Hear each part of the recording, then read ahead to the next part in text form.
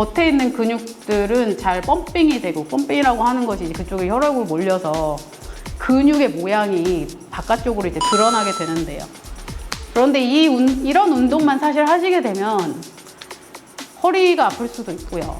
몸 안쪽에 있는 근육들은 약한 상태에서 몸 바깥쪽에 있는 근육들이 지나치게 강해지면은 결국은 불균형 때문에 관절에 통증이 발생하기 시작할 수 있습니다.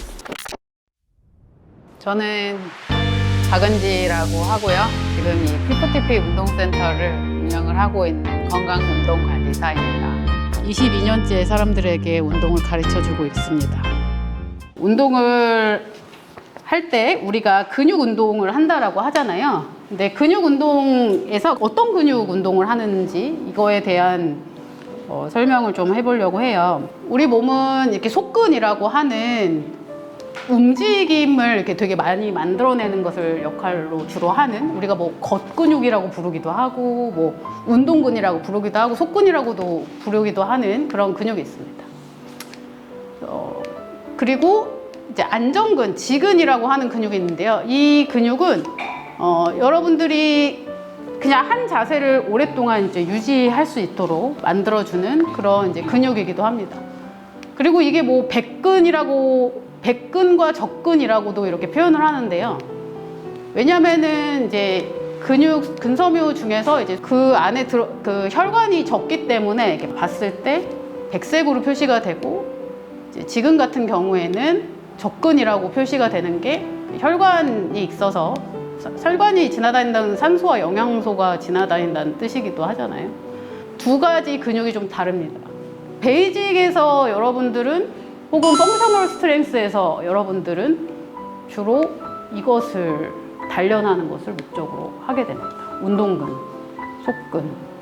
네, 물론 이 안정근과 지근이 잘 받쳐주지 않으면은 운동근을 단련시키는 운동을 할 때 여러분들이 다칠 수가 있기 때문에, 그렇다면은 이제 이거를 자극하는 운동들은 그럼 어떤 것들이 있나?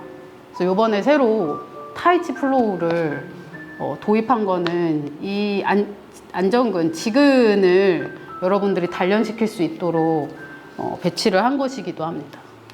그래서 운동근 근육에 집중한 정통적인 운동이 그런 거예요. 헬스, 뭐 웨이트 리프팅, 뭐 이런 여기서 하시는 운동들은 운동은 근육에 집중하죠. 근데 이런 것들에 집중하는 전통적인 운동이라고 했는데, 이런 것들에 이제 사람들이 집중하는 이유 중에 하나는 전 어떻게 보면은 그게 외적인 변화를 더 만들어내기 때문이라고도 생각을 합니다. 왜냐하면 이제 겉에 있는 근육들은 잘 펌핑이 되고, 펌핑이라고 하는 것이 이제 그쪽에 혈액으로 몰려서 근육의 모양이 바깥쪽으로 이제 드러나게 되는데요. 그런데 이런 운동만 사실 하시게 되면 허리가 아플 수도 있고요. 왜냐하면은 몸 안쪽에 있는 근육들은 약한 상태에서 몸 바깥쪽에 있는 근육들이 지나치게 강해지면은 결국은 불균형 때문에 관절에 통증이 발생하기 시작할 수 있습니다. 그래서 몸의 여러 부분들이 불안정해져서 동작이 비틀리고 요통이나 뭐 낙상, 추락사고가 생길 수 있다. 그런데 이제 역사가 오래된 요가와 태극권은 주로 안정근을 대상으로 삼기 때문에 예외인 거죠. 그래서 이 강도가 낮은 활동을 계속 해서 안정근이 튼튼히 유지돼야 건강하고 활동력 몸의 토대가 형성된다라고 되어 있습니다. 그래서 여러분, 아까 제가 예를 든 94세 할머니처럼 그냥 하루에 걸쳐 계속 반복적으로 움직이고 그냥 내가 움직이는 게 너무 익숙한 어떤 사람이 된다면 그것이 가장 안정근이 약해지지 않는 자연스러운 건강을 유지할 수 있는 자연스러운 방법입니다. 이런 동작들, 요가나 태극권 같은 동작들은 사실 여러분들이 제대로 하려고 그러면 진짜 굉장히 힘들어요. 천천히 움직이는 게 정말 어렵습니다.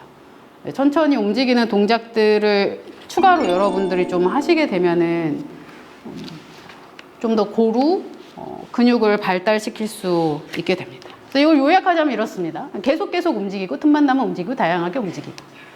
편리함을 모두 버리고 앉거나 눕는 시간을 최소화하고 그냥 중력을 거슬러서 일어나서 움직이고. 네, 계속 움직여라 라는 것으로 요약될 수 있어요.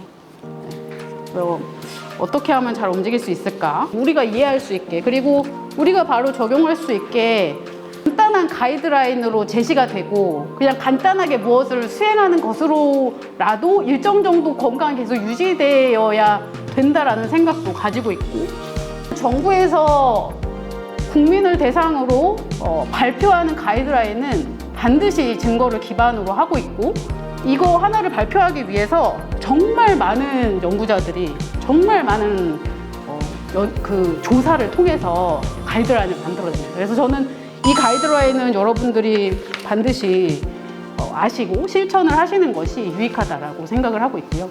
한국인을 위한 신체활동 지침입니다. 우리가 너무 잘 아는 말이죠. 규칙적인 신체활동은 체력을 향상시키고 신체적 정신적 질환을 예방하거나 증상을 완화시켜줍니다. 예, 이거는 누구나 다 아는 이야기입니다. 유아는 얼마나 움직여야 될까부터 이렇게 되어 있어요. 생애주기별로 이 가이드라인이 나와 있는데요.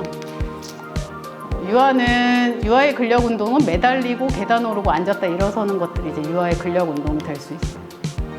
자, 아동 및 청소년의 신체활동 가이드라인이 진짜 소위 빡세요. 엄청 빡셉니다. 성장기 때는 진짜 많이 움직여야 되고요. 근데 우리나라 청소년이 과연 이 기준을 얼마나 충족하고 있을지는 잘 모르겠어요. 왜냐하면 일단 매일 1시간 운동을 해야 되는데, 그 중에 이틀에 한 번씩은 고강도 유산소 운동을 해야 되고, 또 이틀에 한 번씩은 뼈 성장에 도움이 되는 신체 활동을 해야 되고, 또 이틀에 한 번씩은 근력 운동을 해야 돼요.